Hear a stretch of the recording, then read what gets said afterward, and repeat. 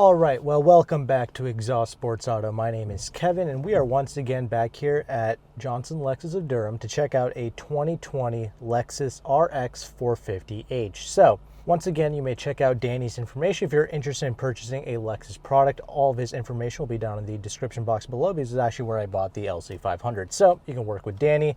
Have fun with that. Now, on to this review because, well, I actually already checked out a RX 350. It was a press car I got from Lexus for a week to review for you guys. And if you watched that video, which I highly encourage you to do after you watch this one, that was a relatively no compromise vehicle. So I was really impressed with that. It was actually one of my most favorite Lexus products currently out. So that was great. However, this is the hybrid and it's also the F Sport package, like the F Sport performance package. So it's not just the appearance package, it's actually like the legitimate, F Performance with the upgraded suspension and all that good stuff. So we'll get to that in a bit. First of all, I want to talk about the looks of this thing because obviously 2020, the RX 350, the RX as a whole got redesigned. Love it. I love the way that this thing looks. I like the new grille design. I like everything about it. It's got a very nice striking appearance. It's unique and different from the other vehicles in its class. So that's great. But most importantly, you can decide for yourself how this thing looks. This drive, right? So the RX 350, when I drove it, I was so pleased with that vehicle. It was just so buttery smooth and just so comfy. It was great, okay? And I recently drove the ES 350, the ES twins essentially, like both the ES 300H as well as the ES 350. And I love both of those vehicles. They're both incredible.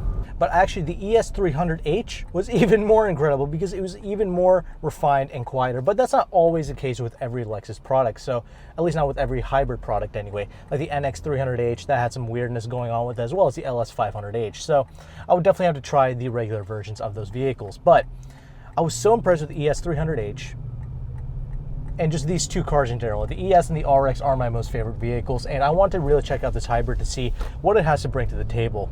It's definitely got a good shove. So obviously it's made it to a 3.5 liter V6, which is a great thing. So the ES 300H is only a 4-cylinder coupled with a hybrid setup. This is actually a V6 hybrid setup. So it actually produces about 308 horsepower and it's got about an ambiguous amount of torque. We don't know how much torque these hybrid vehicles make. But it's actually a all-wheel drive vehicle and it's actually got the electric powering the rear wheels. So that's kind of how it has that whole all-wheel drive thing going on. So it's a perfect kind of all-weather vehicle.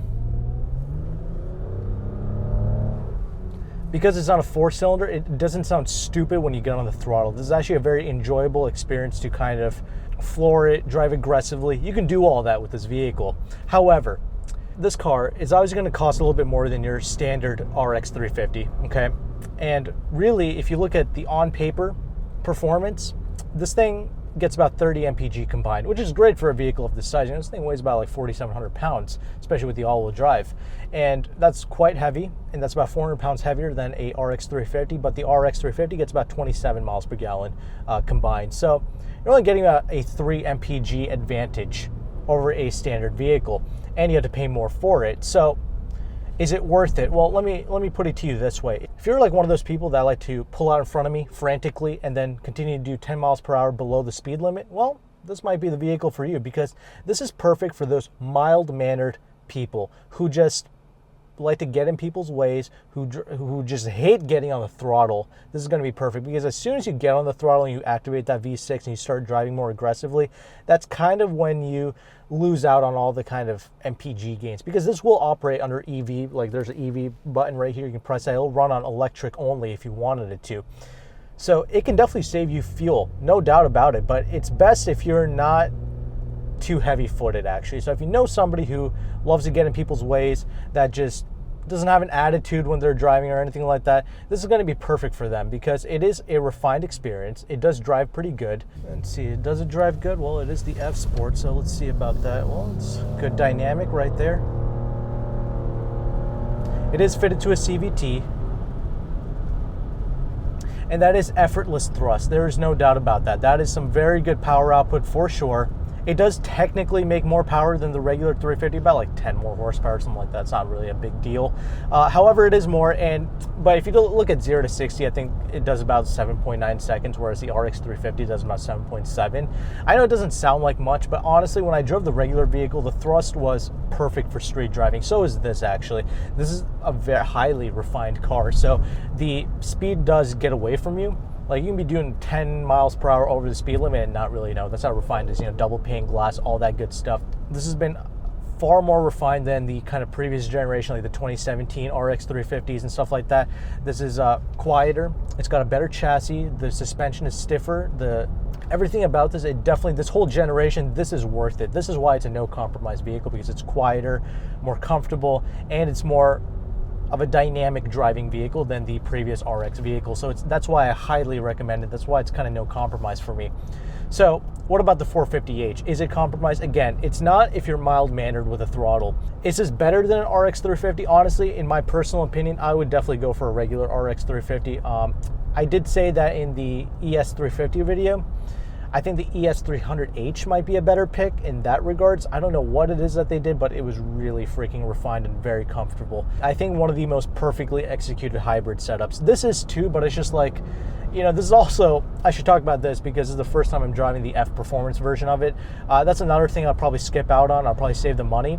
However, the reason why I'm testing this particular model is because at this dealership, this vehicle costs about $58,000. The regular RX 450h's are kind of more well optioned here, I guess. So they were about $60,000. So it's about $2,000 cheaper to get this. And I just like this spec, atomic silver with the red circuit, red interior, whatever they call this. I just like it. It's so swaggy. But here's another thing about the F Sport. So there's two different types. There's just an F Sport where it's just an appearance package. So you can just get that if you like the way that this vehicle looks. However, this is actually the full-blown F Performance, not just the F Appearance. So what you're gonna get is a specially tuned steering, which I do like the steering in this, but I also like the steering in the regular RX 350 as well. Great effortless thrust. You should have no issues with the power in this. I don't mind the CVT either. But anyway, most importantly, I guess the biggest change with the F Performance is actually the LC500 adaptive suspension that all these F Sport models get. This vehicle has that. Does it do anything? Well, you got a little toggle switch here. You put in the Sport Plus mode, which these F Sport vehicles get. It's a Sport Plus. It sharpens up the transmission, I guess, and also the throttle mapping changes. It becomes a lot more immediate. Does make a difference, and man, you are definitely flying in this thing, that's for sure. Is this faster, more powerful than the regular car? Honestly, like, the regular car will get up and go. There is no issues with the RX 350. Again, that is kind of my preference, I feel like, in this vehicle, because there are some good deals to be had on a regular 350 as well. So that's kind of what I would go with. The braking performance is perfect. There's nothing strange about that. There's nothing strange about driving this hybrid or this F Sport. So, but no, there's not a huge difference in the adaptive suspension. They say it can make like 650 changes or whatever. I don't feel anything, honestly, put in the regular mode, but the vehicle does become a lot more responsive. Actually, strangely enough, these paddles do react pretty good, actually. It's not quite perfectly rev match, but it actually does do a pretty good job of mimicking gear, so I do like it. But again, if you want to drive aggressively, that's what I'm saying, get the 350. You know what I'm saying? I'm just doing this for testing purposes, just to see how it reacts. Yes, I do like the 450h. It does drive excellent. All the great things that made the regular 2020 RX 350 great is here. The great chassis, the great handling. These things handle a lot better than you would think. I love that pivoting sensation when you go around corners because the chassis is a little bit stiffer. It's just a very nice, pleasant vehicle to pilot, and it is so freaking comfortable. These seats definitely help with that as well. It's such a non-fatiguing experience. If you do a lot of miles and you are a very mild-mannered person, but you're doing a lot of city kind of driving, then this kind of makes a lot of sense for you. It gets about 31 in the city and about 28 on the highway. So definitely, if you're doing a lot more city driving and you do commute a lot and stop and go traffic, this is going to make a lot of sense for you.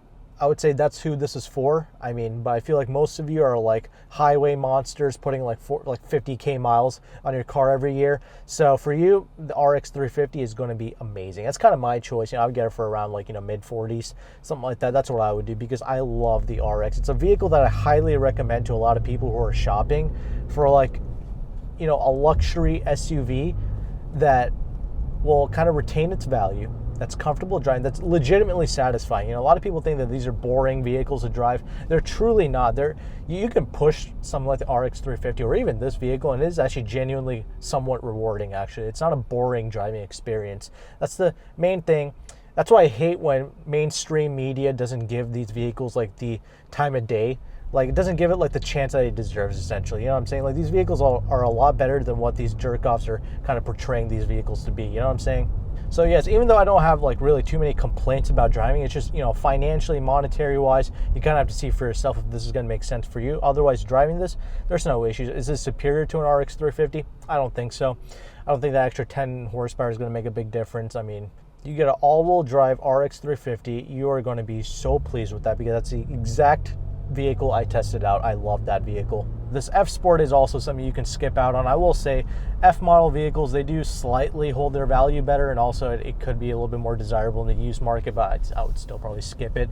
Probably spend your money on the ML Audio. That's probably an option I would get. That's something I would rather have, but yeah, no, driving this is great. No issues with that. It has a nice confidence, especially with the weight. It has a nice kind of pinned down, very like a high quality sensation, essentially, when you pilot this vehicle. It's not super noisy, it's not stupid to drive, it's not wind buffeting or anything like that. It's very quiet. There's minimal road noise. You know, it's about 20-inch wheels on this F Sport. So that's another thing. If you like the F Sport, you know, get the appearance package, get these wheels if you enjoy that.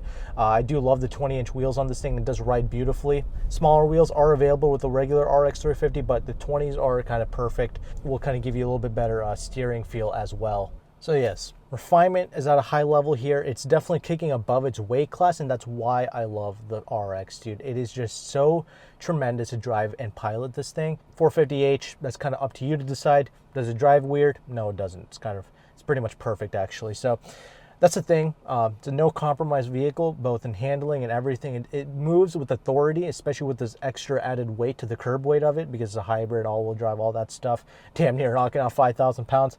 It definitely has a nice planted feel, but then again, the regular car had that too. So there you go.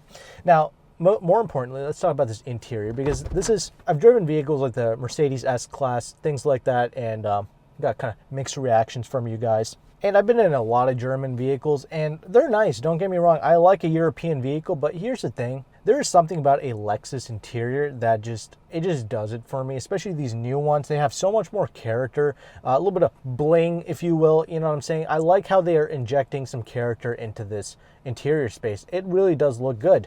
I mean, you know, aside from this circuit red interior, which, you know, that's how I would get it, you know what I'm saying? This is my most favorite spec. You know, it's a high quality interior space. I really like it. I really appreciate it. But, you know, just forget the, you know, qualities and everything like that. All that is at a top level, but it's just like the layout.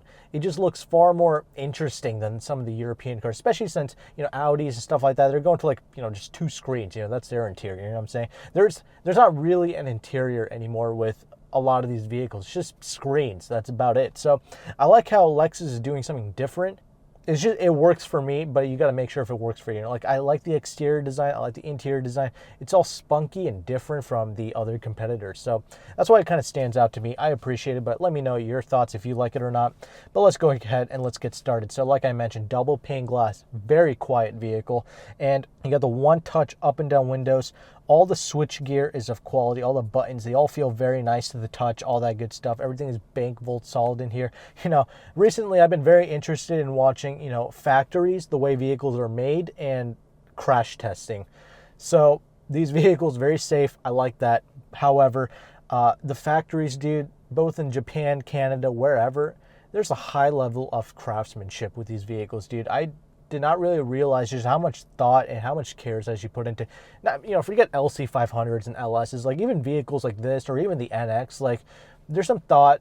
There are people who care putting these vehicles together. So that's just interesting to me. I really appreciated watching that. And I watched a Corvette factory video, and dude, it looked like they were making hot dogs. Like, you know, so it's different. Like these German and Japanese vehicles, they are made to a different type of caliber, and you can feel that when you sit in it and when you drive it. So I just wanted to throw that out there as well. Now it's got this particular model's not filled to the brim with options. You know, this thing is stickers for about 58 grand, and it's got a few niceties. You know, like the heated steering wheel, a nice little backup cameras, and just, you know, all around 360 views. I like that. This is actually the F Sport specific steering wheel. It's the perfect size. Love it. I like the perforations on the side, and I like the little F Sport at the bottom here. It's a perfect size. Steering weight is perfect. Love it. You even have these little paddles here, which is actually not a complete waste of your time here. Automatic headlights, automatic windshield wipers, all great things. Push button start. You do get the F Sport gauges, of course. It doesn't move or anything like that. It's kind of like the RCF, the new one I just tested. It's kind of like that's fixed, but they do look good when you put in the Sport Plus. It's all white, kind of like an LC with the helper screen to the side. Great. Love it. It's not a complete digital screen. It's actually like a physical gauge with a nice little helper screen. Everything looks good. Now moving on to the center stack here. Plenty of physical buttons. You know, that's why I really like the ES and the RX. They do a great job of implementing the buttons along with practical features. They're easy to get to. I will say though, you know, you have separated controls for heated and cooled seats, which obviously this vehicle has for the front two seats here. I'm very happy that they do give you those physical controls. However, it is kind of hard to see. It's kind of behind the gear shifter here. So you kind of have to, like, you know, look around to see if, you know, if the thing is on. And that's the only thing, but I am not complaining because at least they do give you buttons. Like vehicles like the LS and the LC, they bury the heated seats and the cooled seat controls inside the screen. So that makes it a huge pain to access. Here, it's buttons, so I love it. Also for the climate control, completely separated from the screen, easy to use. It's no stress operating this vehicle. There's no learning curve with this car. That's another thing. A lot of people, they like the Mercedes tech, the screens and stuff like that. Those vehicles are a complete enigma for me to access. I just did a 2020 740i review here as well. I had to learn the car a little bit, like the gauge cluster, everything, all these screens. The way all the kind of basic controls commands are buried into the screens, it's just kind of difficult for me to get used to. Whereas this, a lot of people, okay, let's talk about this infotainment. A lot of people are kind of complaining about these Lexus infotainment screens, primarily because of this trackpad. Honestly, I kid you not, okay? I kind of like this screen system the most compared to the other vehicles in this class. I'm not even kidding you. Like, it's like Kia, Hyundai, Lexus, and like Mazda. You know, these are kind of like my most favorite infotainment systems. I don't know what it is. They're just easy for me to access. I mean, don't get me wrong though. This is impossible to operate when you're driving. However, you shouldn't be accessing or screwing with the screens while you're driving in any car. So when you're stationary, this is just so easy and so easily laid out for me. I can just access it, no problem. Vastly superior to the little mouse thing that they were using in the past. This is far more accurate, far more precise. I like the layout of it. This is like a 10.3 inch screen, I believe, or 12.3, something like that. It's huge. It's easy. It's the same exact one that they use in the LS, the LC, all that good stuff. So it's the updated screen with the Apple CarPlay, Android Auto, all that good stuff. Nice little Lexus clock here. Of course, the build quality is solid as hell. You know, nothing's creaking or rattling. Again, this is a pretty new car. You know, 238 miles on it. That's about it. Only thing it's missing, though, that I actually cared about was the ML audio. Still has a 12-speaker setup. It still sounds great. I have no issues with the way that this vehicle sounds, so there is that. So you can't actually get away with the regular sound system, but if you're in the market for like an RX 350, like I mentioned, just get the all-wheel drive, get the ML audio. Done. Don't worry about anything else. You have your little sunroof. You got your little memory seats, three-way memory seats, all good stuff. Very easy to see out of this vehicle. No problems. These seats, like in typical Lexus fashion, stupid comfortable. I mean, both their regular leather, like their kind of fake Nux leather, whatever they call it, and the real leather, the genuine leather, they both are amazing, supple, plush, love it. So that's great. The fake leather does hold up better over time. However, if you want the real leather, you can get that option as well. They keep you in place. They're comfortable. The cooled seats work great. I love it. Now let's talk about those rear seats. The rear seats are incredibly comfortable and easy to access. So that's the other thing. The RX is kind of like that perfect kind of step in height. You just kind of slide your tush in here. So if you're kind of elderly, it's very nice to just get in and out of this thing. So I appreciate it. But yeah, headroom, legroom, none of that is an issue. I'm 5'11". I got no issues fitting back there. You got your own climate control back there. Nice little cup holders, I guess. So that's great. And the rear space in the trunk, phenomenal. Love it. No issues coming from me. So practical car, efficient vehicle, good resale value, and kind of the dependability, whatever that you want with a vehicle like this comes with it. No real compromises, but I will suggest you to, keep the price and the options as low as possible. I feel like that's where Lexus is the best. So that's kind of my look at this vehicle. Please do check out my RX 350 press review that I did, and hopefully you found value with these videos. If you have any questions about this vehicle or the regular RX, please leave them down in the comment section below. If you're an owner of either of these vehicles, please also do leave your thoughts below. And if you're interested in purchasing a vehicle from Johnson Lexus, literally like the largest Lexus dealership in North Carolina, if you want to, you can talk to Danny and he will be more than happy to help you out. So that's kind of my look at the RX 450h. Thank you again for watching. Take care and goodbye.